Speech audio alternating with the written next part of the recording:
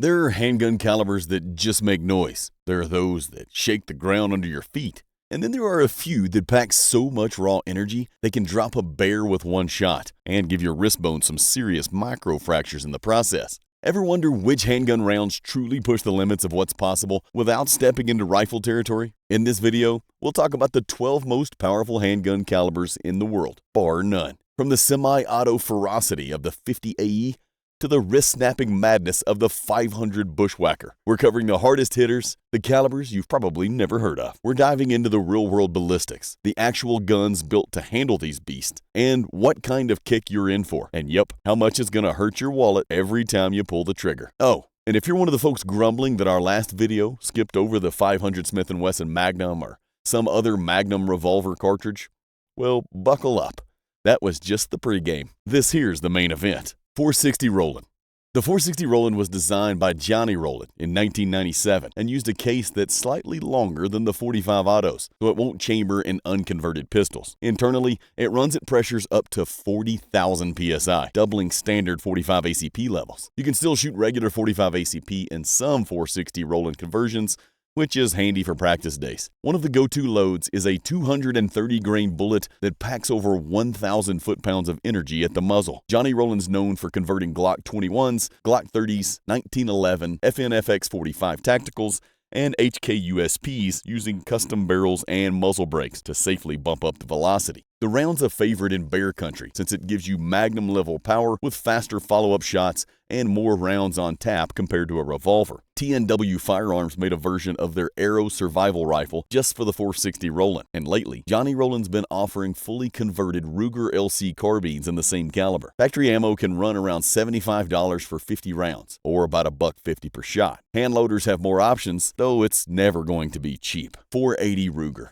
Launched in 2003 by Ruger and Hornady, the 480 Ruger set out to give shooters a big bore option that bridged the gap between the 44 Magnum and more punishing rounds like the 454 Casull. It used a case derived from the 475 Linebaugh, but shortened to the same length as the 44 Magnum. Typical factory loads include a 325 grain Hornady XTP at around 1,350 feet per second from a 7.5-inch barrel, delivering about 1,315 foot-pounds of energy. Buffalo bore goes heavier with a 410 grain hard cast load traveling 1,200 feet per second and exceeding 1,300 foot-pounds, offering impressive penetration.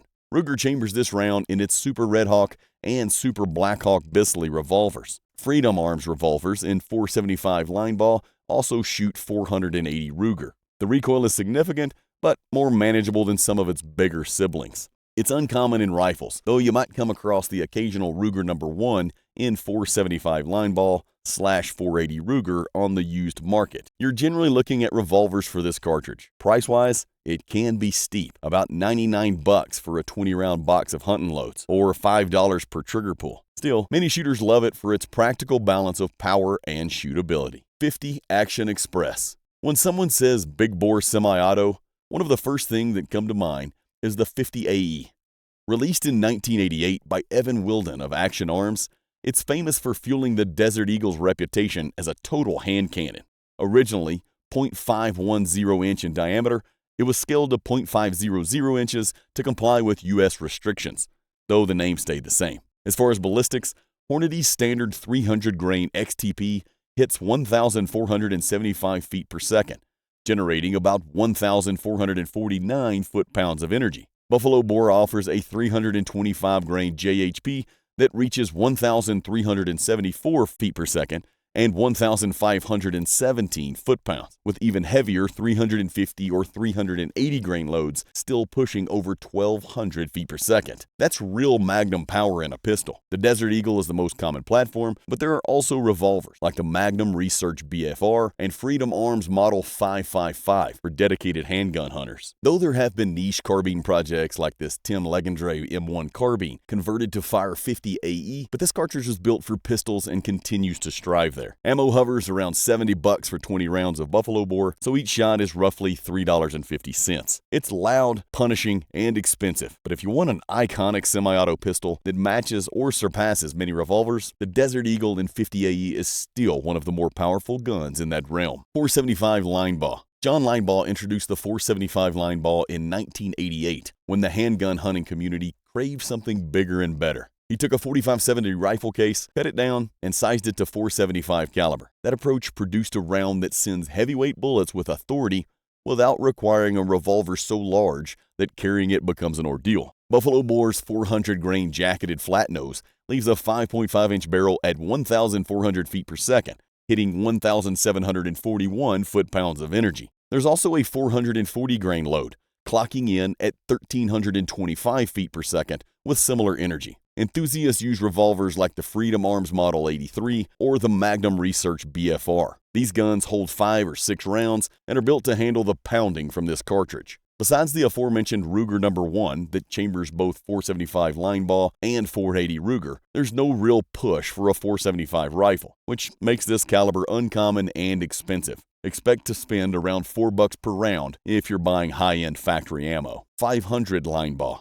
The 500 Linebaugh was John Linebaugh's answer to those who wanted the biggest possible punch short of stepping into the 500 S&W realm. It appeared in 1986 when he cut down .348 Winchester rifle brass to accept a .510-inch bullet. Pressure levels stay around 30,000 to 35,000 psi, but it produces shockingly high energy. Buffalo Bore makes a 435-grain load at 1,300 feet per second from a 5.5-inch barrel, about 1,632 foot-pounds. Heavier 525-grain slugs, moving around 1,100 feet per second, still surpass 1,400 foot-pounds. Some hunters use a lighter 350-grain JHP at 1,550 feet per second, reaching nearly 1,867 foot-pounds and expanding to about an inch in diameter. Guns like the Magnum Research BFR and custom Ruger Bisley conversions handle the 500 Linebaugh's raw power. It's geared towards close-range hunting of tough game, big buffalo, moose, or bears that might charge at close quarters. Sadly, besides Bighorn Armory's Model 89A, the 500 Linebaugh is rarely used in any other platform beyond wheel guns. You'll see prices around $200 for 50 rounds, so it's roughly $4 a shot. .445 Super Magnum. Elgin Gates developed the .445 Super Magnum in the early 80s, hoping to outshine the .44 Magnum by lengthening the case for more powder capacity. Dan Wesson championed it in large-frame revolvers,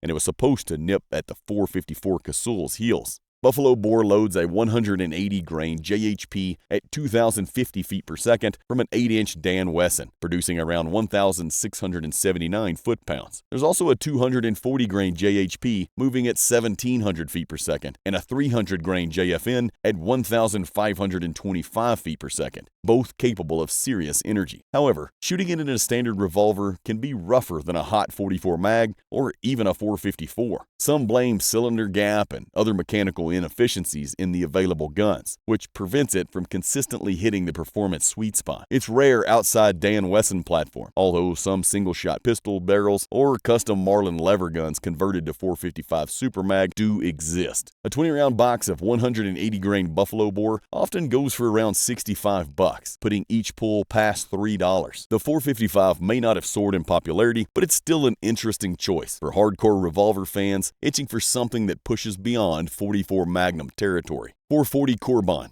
Cor-Bon created the .440 in the late 90s by necking down a 50 AE case to .44 caliber. They aimed for more velocity and a flatter trajectory than the 50 AE, hoping to lure hunters who wanted better range without going full .454 Casull in a revolver. A typical factory load launches a 240-grain JHP at 1,800 feet per second, around 1,727 foot-pounds of energy. Heavier 305-grain penetrators can still reach 1,600 feet per second. The Desert Eagle was the main platform, taking advantage of the same bolt and magazines used for the 50 AE with just a barrel swap. Occasionally you'll spot a custom AR-15 conversion barrel for this caliber, but complete builds are pretty rare. A 20-box round of 240-grain .440 Cor-Bon might cost about $70 or $3.50 per round. Not many folks shoot it today, but it remains an interesting oddity that squeezes a lot of power from the Desert Eagle platform. .475 Wildey Magnum. Movie buffs know this one from Death Wish 3, but the .475 Wildey Magnum has real hunting credentials. It was introduced in the early 1980s for the gas-operated Wildey pistol and is basically a trimmed-down .284 Winchester rifle case expanded to .475 caliber. It was one of the first semi-auto rounds designed explicitly for big game. A 250-grain bullet hits around 1,850 feet per second, translating to about 1,900 foot-pounds. Heavier 300-grain loads hover near 1,600 feet per second for roughly 1,727 foot-pounds. The Wildey pistol's adjustable gas system helps manage recoil, which can still feel fierce in a large stainless steel semi-auto. Barrel lengths stretch from 10 to 12 inches, and that extended sight radius gives a bit more effective range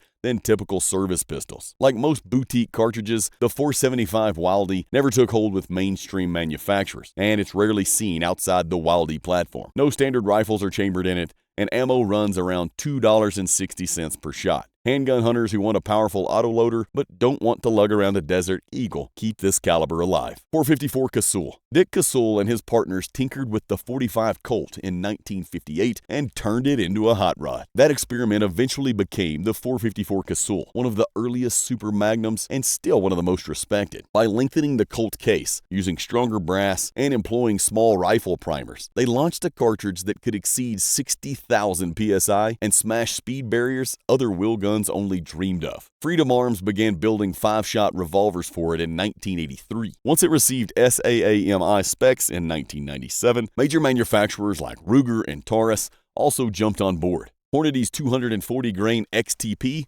can reach 1,900 feet per second and about 1,923 foot-pounds from a 7.5-inch barrel. Buffalo Bore's 335-grain hard-cast load can hit 1,600 feet per second, well over 1,800 foot-pounds. That's enough to take large game like elk or moose. Revolvers that fire .454 Casull can also shoot .45 Colt, which is a nice range-friendly option. Lever guns like the Rossi R92 and Bighorn Armory's Model 90A are made to run .454 Casull, and any .460 S&W Magnum firearm will also chamber and shoot .454 without a problem. As for ammo, it's not exactly cheap. Expect to drop around $65 for a 20-round box of Buffalo Bore's 300-grain load, which comes out to a bit over $3 a shot. .460 S&W Magnum. Smith & Wesson introduced the .460 S&W in 2005, aiming for the highest velocity revolver cartridge around. By lengthening the .454 Casull case and bolstering pressures up to rifle-like levels of 65,000 psi, the .460 S&W sends projectiles screaming downrange at speeds that make other handguns blush. A 200-grain bullet can exceed 2,300 feet per second, hitting around 2,350 foot-pounds of energy. Buffalo Bore's heavier 300-grain load approaches 2,060 feet per second in an astonishing 2,826 foot-pounds. The Smith & Wesson Model .460 XVR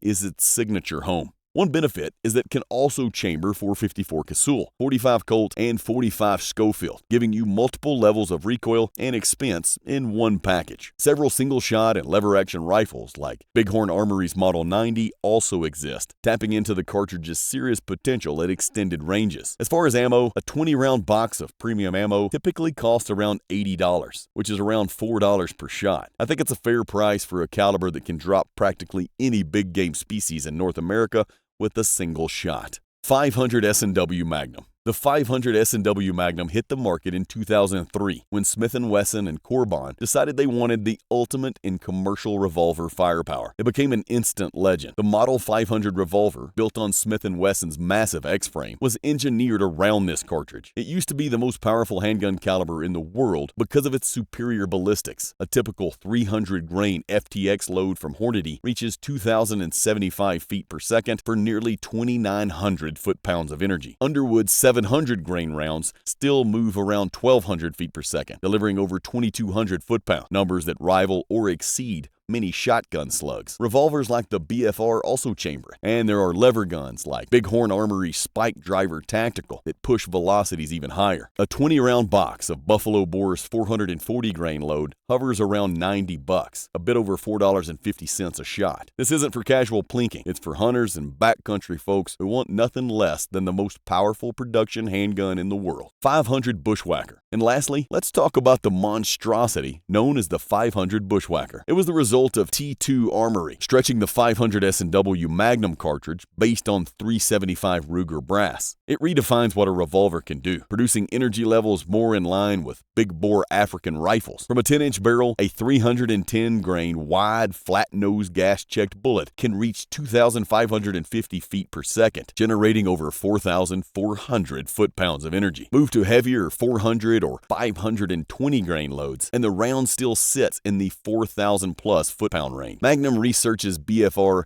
is the only current revolver option, heavily modified by T2 with a titanium brake and specialized grip to keep recoil somewhat under control. Yep, somewhat. That's because it's a thunderous, wrist-breaking experience. It can also chamber and fire 500 S&W, 500 Special, and 500 JRH if you prefer stepping down. You won't find many rifles chambered in this newer cartridge. About the only one floating around right now is a Thompson Center Encore conversion from T2 Armory. Ammo's no bargain either, running anywhere from $6 to $10 a shot. So if you're thinking of picking up a 500 Bushwhacker, just know it's not going to be gentle on your wallet or your wrist. Fair warning, if you're recoil sensitive, stay away from this cartridge. And that's going to do it for this video. So, did we miss a caliber that you think should have made the list? Drop it in the comments. We want to hear what you'd add. And if you enjoyed this rundown, go ahead and like, share, subscribe, and hit that bell icon so you never miss a shot. Thanks for watching, and we'll see you in the next one.